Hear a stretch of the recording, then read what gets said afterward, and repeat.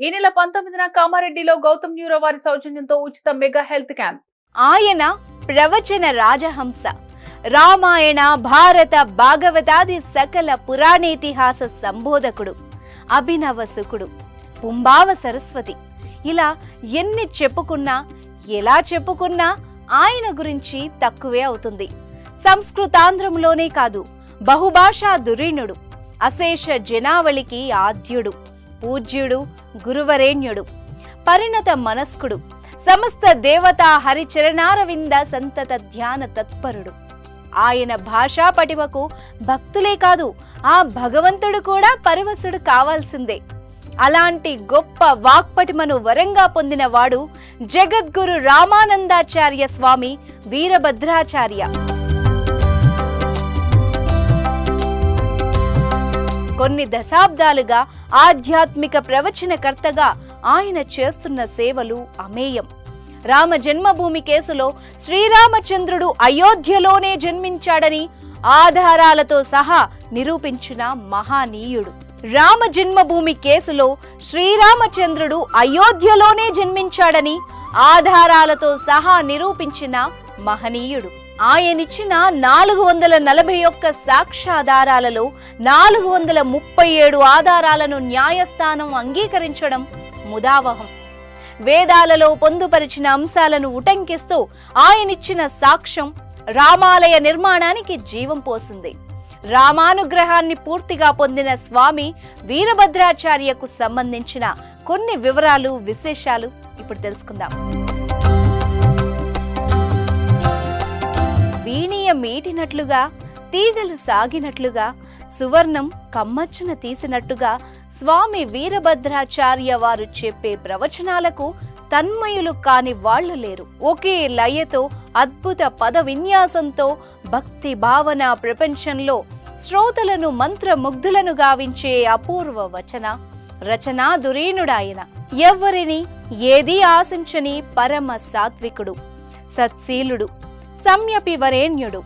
అచంచలమైన భక్తి భావంతో గోసేవ, దైవసేవ, ఆధ్యాత్మిక సాహిత్య సేవా కార్యక్రమాల్లో పాల్గొనే నిరంతర చింతనాశీలుడు.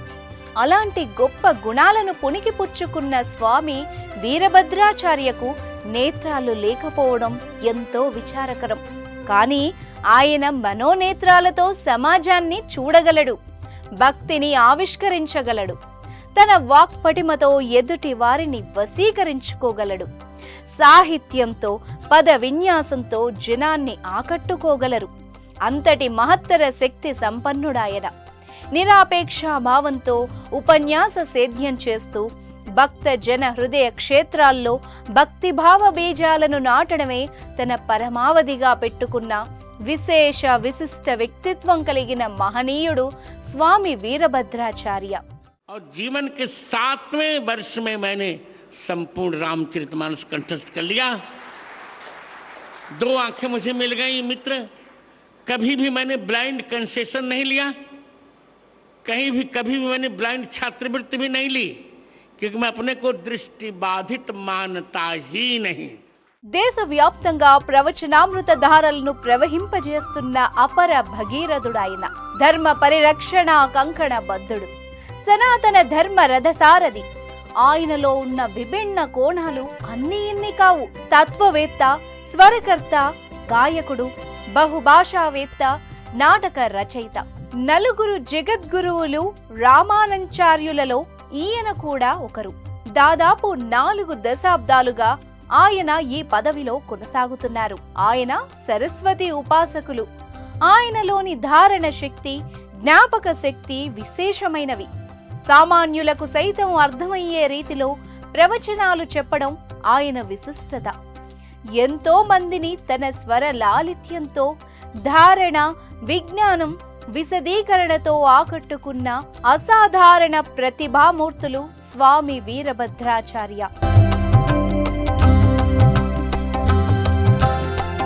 1950లో ఉత్తరప్రదేశ్లోని జాన్పూర్లో జన్మించిన ఆయనకు చిన్నతనం నుంచి అంధత్వం అలుముకుంది.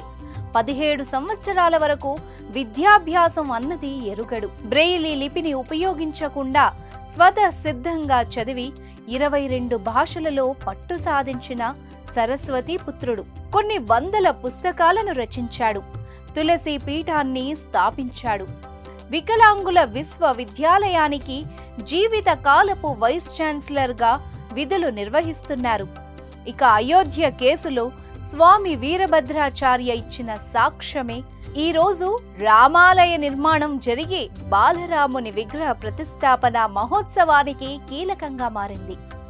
శ్రీరామచంద్రుడు అయోధ్యలోనే జన్మించాడని ఆధార సహితంగా నిరూపించిన ఘనత వారిది.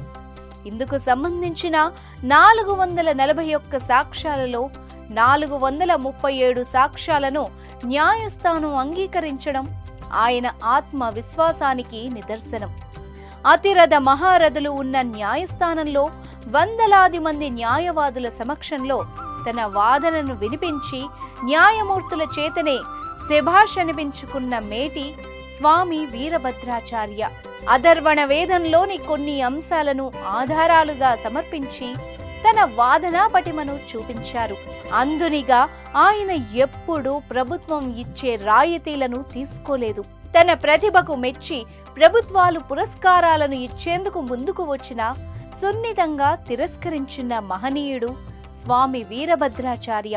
एक अफवाह लोगों ने फैलाई कि श्री कृष्ण के परिवार ने मदिरा पान किया, उच्छृंखल हो गया।